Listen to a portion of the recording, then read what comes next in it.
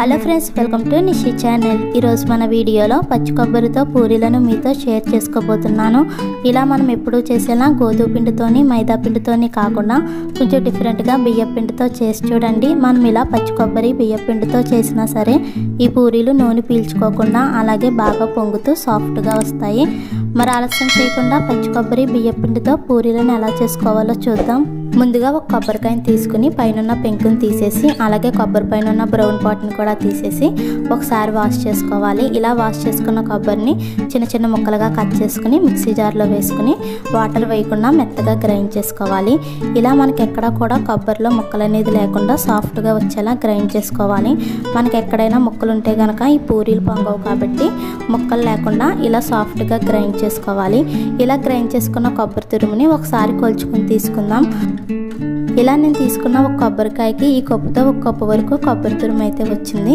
ఇలా ఒక కప్పు కొబ్బరి తురుముకి 2 కప్పుల వరకు బియ్యం పిండిని వేసుకోవాలి. ఇలా మనం కొలుచుకుని తీసుకుంటే కనుక ఈ పూరీలు నూనె పీల్చుకోకుండా అలాగే పొంగుతూ బాగా వస్తాయి.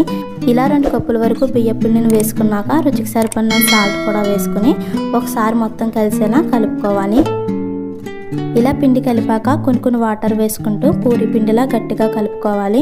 మనం మరీ సాఫ్ట్గా కాకుండా కొంచెం గట్టిగా కలుపుకోవాలి. మనం ఇలా పచ్చి కొబ్బరి బియ్య పిండితో చేసేటప్పుడు ఒక్కోసారి పచ్చి కొబ్బరి ఎక్కువగా అవుతూ ఉంటుంది లేదా బియ్య పిండి ఎక్కువ అవుతూ ఉంటుంది. అలా రెండిట్లో ఏదో ఒకటి ఎక్కువ అవ్వడం వల్ల మనకి పూరీలు అనేవి నూనె పీల్చుకుంటూ గట్టిగా వస్తాయి. అందుకని అలా కాకుండా ఇక్కడ చూపించే విధంగా ఇలా కొలుచుకుని తీసుకుంటే కనుక మనకు మామూలు పూరీల కంటే ఈ పూరీలు అసలు నూనె పీల్చుకోకుండా పొంగుతూ బాగా వస్తాయి. ఇలా ముద్దలా కలిపాక 2 టేబుల్ స్పూన్ వరకు ఆయిల్ వేసుకుని మరొకసారి కలుపుకోవాలి. ఇలా పిండి సాఫ్ట్గా కలుపుకున్నాక మూత పెట్టి 5 నిమిషాల పాటు పక్కన పెట్టుకోవాలి. ఇలా 5 నిమిషాలు అయిన తర్వాత మూతను తీసుకుని మరొకసారి మొత్తం కలిసేలా కలుపుకోవాలి. మనం పూరీ పిండిలా ఎక్కువగా కలపాల్సిన అవసరం లేదు, బియ్య పిండితో చేస్తున్నాం కాబట్టి ఒకసారి సాఫ్ట్గా అయ్యేలా కలుపుకోవాలి. ఇలా కలిపిన తర్వాత చిన్న చిన్న పిండి ముద్దలా రౌండ్గా బాల్స్లా చేసుకోవాలి. ఇలా పిండిని మొత్తం బాల్స్లా చేసుకున్నాక ఒక్కొక్కటిగా తీసుకుని బియ్య పిండిని వేసుకుంటూ పూరీల్లా చేసుకోవాలి. మనం ఈ పూరీల్ని మరీ ఫాస్ట్గా కాకుండా కొంచెం స్లోగా చేసుకోవాలి. మనం బియ్య పిండితో చేస్తున్నాం కాబట్టి ఫాస్ట్గా చేసామంటే ఈ పూరీలు చేసేటప్పుడు కొంచెం పిండి అనేది మధ్యలో విడిపోతూ ఉంటుంది. అందుకని అలా కాకుండా స్లోగా చేసుకోవాలి.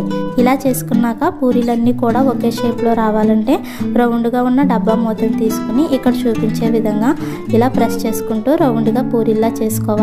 ఇలా మనం రౌండ్గా చేసుకున్నాక ఈ పైన ఎక్స్ట్రా పిండిని తీసుకుని మనం మళ్ళీ చేసుకునే పూరీ పిండిలో కలుపుకొని చేసుకోవచ్చు. ఇలా మనం మరీ పల్చగా కాకుండా మరీ దళసరిగా కాకుండా ఇక్కడ చూపించే విధంగా ఇలా చేసుకోవాలి.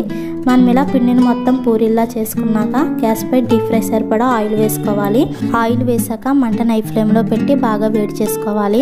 ఇలా ఆయిల్ వేడయ్యాక ఒక్కొక్క పూరీని వేసుకుంటూ ఇక్కడ చూపించే విధంగా బాగా ఫ్రై చేసుకోవాలి. ఇలా మనం వేడి నూనె పూరీ మీద వేసామంటే ఈ పూరీ అనేది బాగా పొంగుతుంది.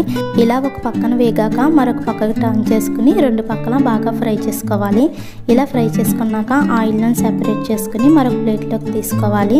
ఇలాగే మనం పూరీలన్నీ కూడా మంట హై ఫ్లేమ్లో పెట్టి మాత్రమే ఫ్రై చేసుకోవాలి. మనం ఇలా మంట హై ఫ్లేమ్లో పెట్టి ఫ్రై చేస్తే కనుక ఈ పూరీలన్నీ కూడా పొంగుతూ ఆయిల్ పీల్చుకోకుండా బాగా వస్తాయి. ఇలాగే పూరీలన్నీ కూడా మంట హై ఫ్లేమ్లో పెట్టి బాగా ఫ్రై చేసుకోవాలి. అంతే మనకు చాలా సింపుల్గా పచ్చి కొబ్బరి బియ్య పిండితో పూరీలు అయితే రెడీ అయిపోయాయి. ఇలా ఎప్పుడూ చేసేలా గోధుమ పిండి మైదా పిండితోనే కాకుండా కొంచెం డిఫరెంట్గా బియ్య పిండితో చేసి చూడండి. మనం ఇలా చేసిన పూరీలు నూనె పీల్చుకోకుండా అలాగే పొంగుతూ సాఫ్ట్గా ఉంటాయి. చల్లారిన తర్వాత కూడా గట్టిపడకుండా ఇలాగే సాఫ్ట్గా ఉంటాయి. మరి ఈ వీడియో మీకు కూడా నచ్చినట్లయితే ప్లీజ్ లైక్ చేయండి, షేర్ చేయండి, సబ్స్క్రైబ్ చేసి పక్కనే ఉన్న బెల్ బటన్ని క్లిక్ చేయండి. Thank you for watching.